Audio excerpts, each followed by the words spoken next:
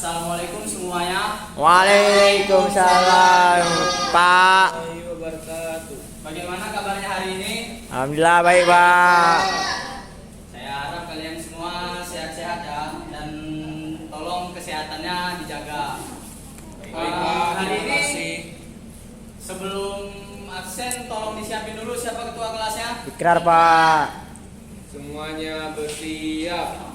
Beri salam. Assalamualaikum warahmatullahi wabarakatuh.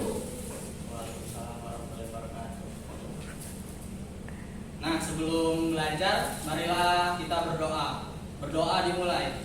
Bismillahirrahmanirrahim. Amin. Semoga dengan berdoa tadi kita diberikan kemudahan dalam mempelajari pelajaran hari ini. Nah, sebelumnya materi yang kemarin kita bahas apa? Kita Penduduk. mitigasi bencana, Pak.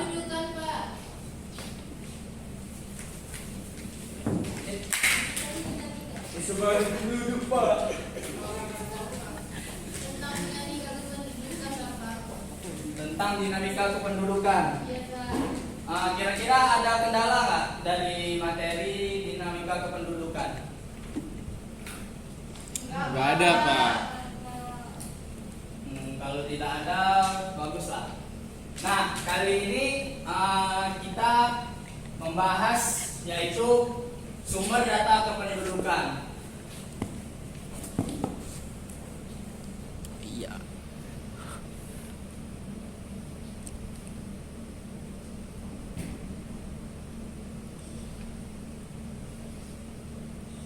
Bapak estetik.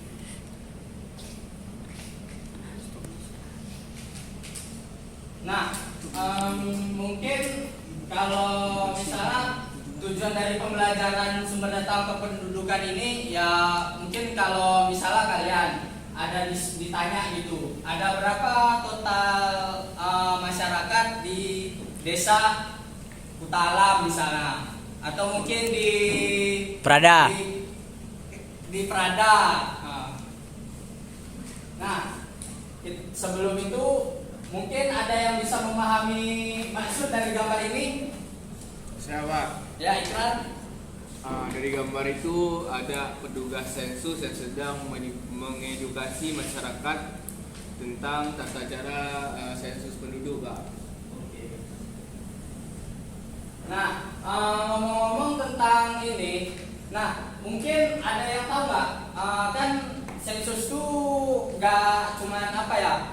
Ada berbagai macam. Nah, mungkin ada yang tahu nggak jenis-jenis sensus itu apa-apa aja? Nggak tahu, Pak. Siapa? Ikrar. Ada 3, Pak. Ada sensus, registrasi, sama survei, Pak. Betul, Ikrar. Beri tepuk tangan untuk Ikrar. Nah, sebelum kita memasuki yang jenis-jenis tadi, nah marilah kita pertama kenalan dulu sama itu apa sumber data kependudukan. Nah, sumber data kependudukan menurut Polar pada tahun 1984 yaitu proses pengumpulan, penyusunan serta penyebarluasan data demografi, sosial dan ekonomi mengenai jumlah penduduk yang bertempat tinggal di suatu wilayah tertentu dalam jangka waktu tertentu. Nah, yang menurut Ida Bagus Mantra pada tahun 2003 yaitu suatu keseluruhan proses dari pengumpulan, pengolahan, penyajian dan penilaian data penduduk yang menyangkut ciri-ciri antara lain ciri demografi, sosial ekonomi dan lingkungan. Ya, Pak.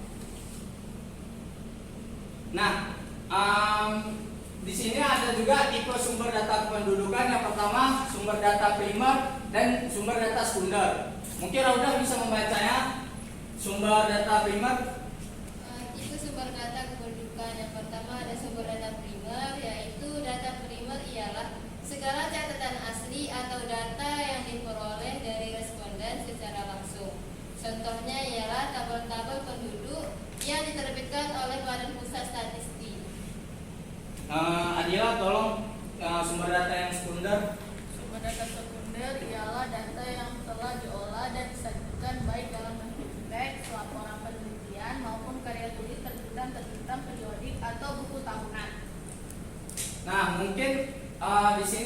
apa sih perbedaan sumber data primer dan data sekunder? Nah, kalau sumber data primer ini kan di situ dibilang tabel-tabel penduduk yang diterbitkan Badan Pusat Statistik.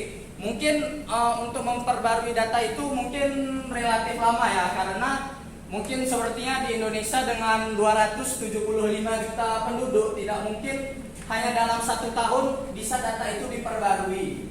Nah, jadi bagaimana sih kalau orang masyarakat butuh data terbaru dari daerah tersebut? Nah, makanya ada yaitu sumber data sekunder. Sumber data sekunder ini mungkin seperti kantor BPS Banda Aceh lah, mengenai data-data terbaru dari wilayah masing-masing.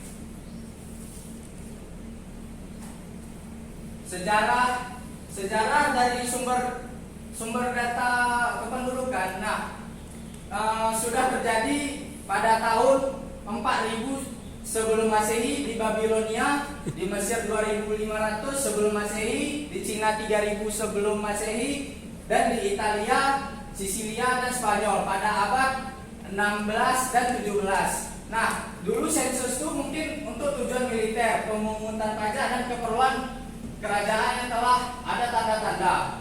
Nah, kalau sensus modern telah dilaksanakan di Quebec pada tahun 1666, Swedia 1749, Amerika Serikat 1790, Inggris 1801, Indonesia 1815 dan India 1881. Nah, pada awal abad 20 cuma 20% penduduk dunia yang telah dihitung melalui sensus. Nah, kita masuk ke sistem pengumpulan yang seperti dibilang Ikrar tadi. Nah, itu termasuk juga jenis, yaitu pertama sensus. Nah, mungkin sensus ini seperti kita datang dari rumah ke rumah. Mungkin kalian juga tahu ya, ada petugas sensus gitu tiba-tiba datang menanyakan beberapa pertanyaan.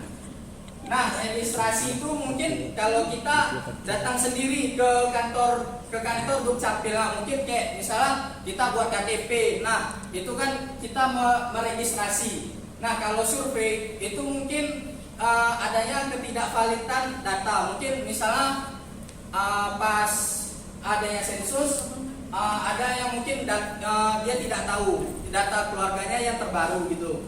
Nah, terjadinya survei supaya tidak ada miskomunikasi dari Badan Pusat Statistik. Nah, apa saja sih yang didata-data oleh BPS?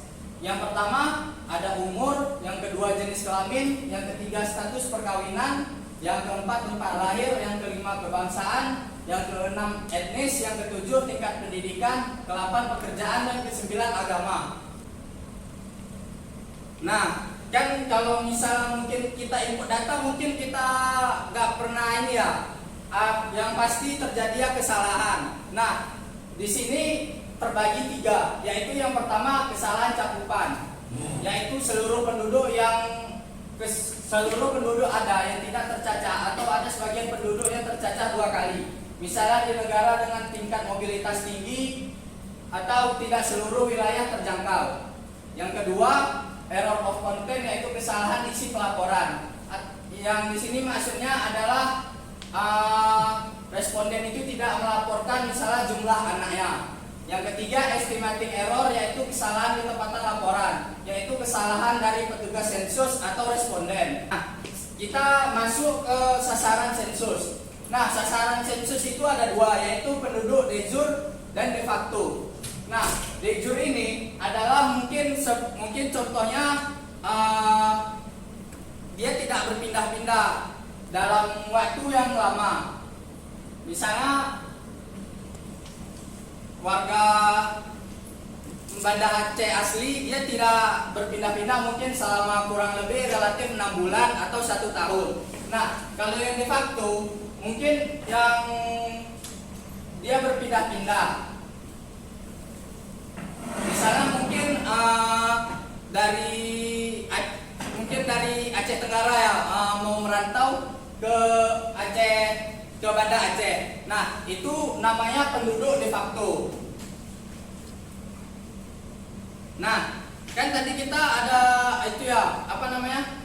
Sudah mengumpulkan data-data tersebut yang sudah pasti memiliki fungsi. Nah, fungsi yang pertama adalah mengetahui sebaran jumlah penduduk. Yang kedua, kesehatan penduduk. Yang ketiga, total jumlah penduduk. Nah, tolong buka HP kalian dan buka di Chrome, Quizzes, dan masukkan kode yang ini 178081.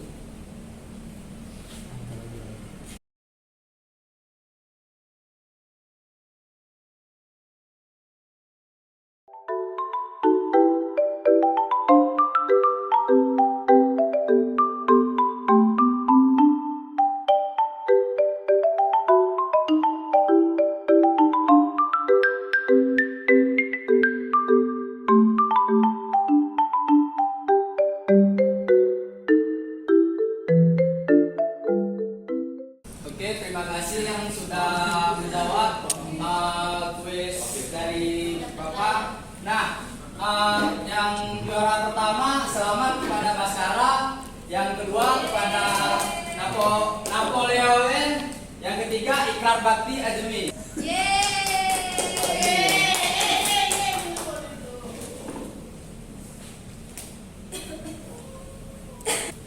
Bisa bakti ya? Nah, kita kembali ke materi tadi. Nah, kesimpulan. Mungkin ada yang mau baca? Saya Pak. Jura? Ya, Pak.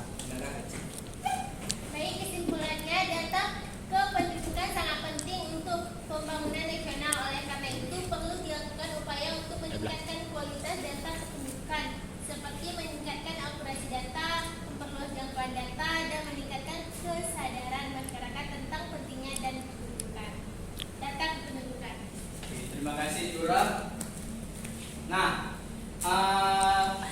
mungkin kesimpulan dari saya yang begitu pentingnya lah data sensus data kependudukan ini, karena mungkin dengan data kependudukan ini misalnya biar fasilitas dan pemerataan pembangunan di masing-masing daerah itu terpenuhi. Nah, sebelum saya mengakhiri kelas, marilah kita berdoa. Bismillahirrahmanirrahim. Amin.